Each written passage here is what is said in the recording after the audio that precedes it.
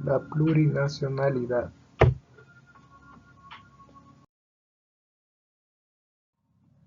implica el reconocimiento y respeto de múltiples naciones o grupos étnicos dentro de un mismo Estado, valorando sus culturas, lenguas y tradiciones. Promueve la garantía de derechos colectivos para los pueblos indígenas y otras naciones dentro del país, asegurando su participación en toma de decisiones políticas y sociales. Fomenta una identidad nacional inclusiva que integra las diversas identidades culturales y étnicas, fortaleciendo la cohesión social y la convivencia pacífica entre los grupos.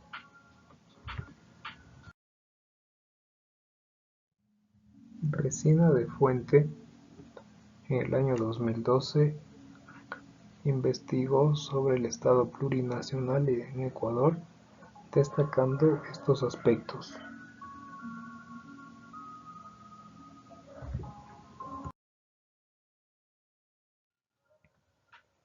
En base al texto guía, la plurinacional puede verse enfocada en estos tres aspectos. El primero es la descolonización, que significa superar la herencia colonial del Estado, romper estructuras racistas y eurocéntricas, reconocer saberes ancestrales y transformar la educación, la salud y la justicia. Por otro lado, las autonomías. Hace referencia al derecho de los pueblos a autogobierno, al control territorial y a las autoridades propias. También al reconocimiento de justicia indígena, organización comunitaria, en la que las autonomías son parte esencial del Estado plurinacional.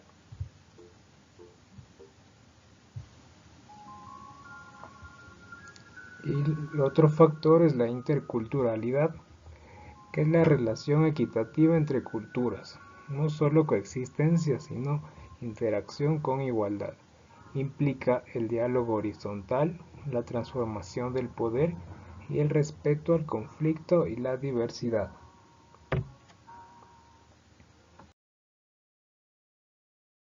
La línea del tiempo de la plurinacionalidad en el Ecuador.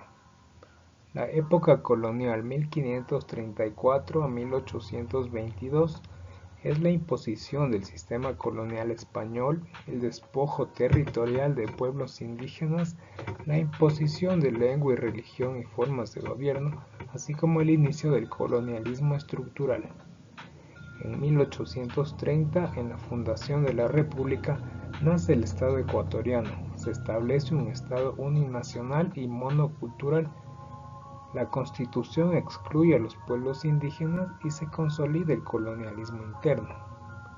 En el siglo XIX y primera mitad del siglo XX, el Estado dominado por élites blanco-mestizas, la individualización de pueblos y nacionalidades, los indígenas considerados campesinos o clase inferior, y otra característica es la negación de identidades colectivas.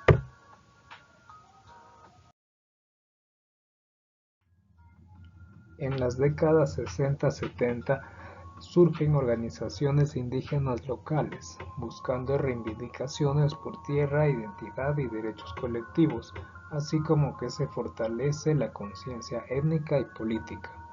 En 1986 es la creación de la CONAIE. Se funda la Confederación de Nacionalidades Indígenas del Ecuador, unifica pueblos y nacionalidades del país y se plantea por primera vez el proyecto de Estado plurinacional.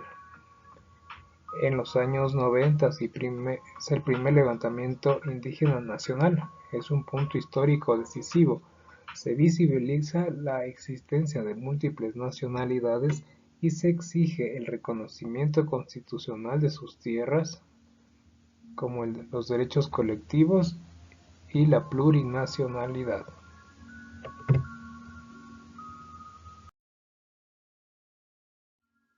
1998 la nueva Constitución, cuyas características son que el Ecuador se declara un Estado pluricultural y multiétnico, el reconocimiento legal de pueblos o nacionalidades indígenas, así como que se reconocen los derechos colectivos por primera vez.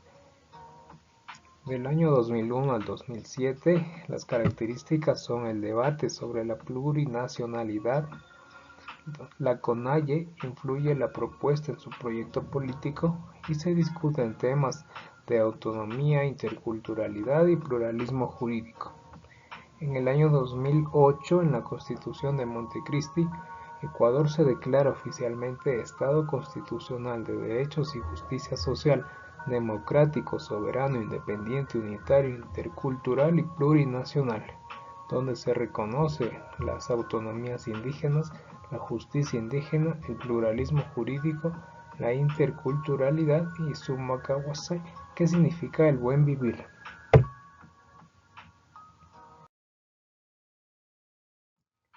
Del año 2009 al 2017, las características son la inclusión de la plurinacionalidad en planes nacionales. Hay avances normativos, pero con aplicación limitada, el debilitamiento de la educación bilingüe, así como la falta de políticas públicas estructurales. Y del 2008 a la actualidad, las características son el reconocimiento de la diversidad cultural, el fortalecimiento de los derechos colectivos, la participación política y social.